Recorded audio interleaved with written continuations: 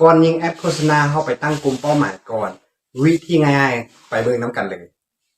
เข้าไปที่ Facebook แล้วเข้าไปที่ตัวจัดการโฆษณาหลังจากนั้นคลิกเข้าไปที่กลุ่มเป้าหมายหลังจากนั้นคลิกเข้าไปที่กลุ่มเป้าหมายแล้วสร้างกลุ่มเป้าหมายที่บันทึกไว้หลังจากนั้นคลิกเข้าไปที่ชื่อแล้วสมัครตั้งชื่อซึ่งตัวนี้ครูจอยตั้งชื่อว่าเครื่องนุ่งหลังจากนั้น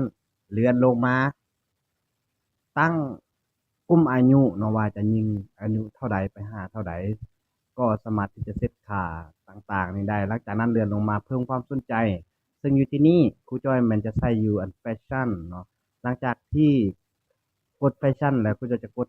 คำว่าแนะนำเนาะ Facebook มันจะแนะนำมาว่าถ้าส่วนใดที่มันเกี่ยวข้องกับแฟชั่นเนาะมันจะมีพวกเครื่องนุ่งพวกเสื้อยืดพวกกางเกงอย่างประมาณนี้เราก็เลือกตามความเหมาะสมและเลือกให้มันตรงกับสินค้าที่เราจะยิงไปหั่นหลังจากนั้นบันทึกกลุ่มเป้าหมายได้เลยหลังจากบันทึกกลุ่มเป้าหมายแล้วก็จะมีกลุ่มเป้าหมายสำหรับวิธีการตั้งกลุ่มเป้าหมายก็มีเพียงเท่านี้แล้วเวลาที่เราไปยิงโฆษณาก็ใส่กลุ่มเป้าหมายนี้ได้เลยสำหรับผู้ใดที่มีคำถามอยากจะถามแม่นสามารถคอมเมนต์ถามได้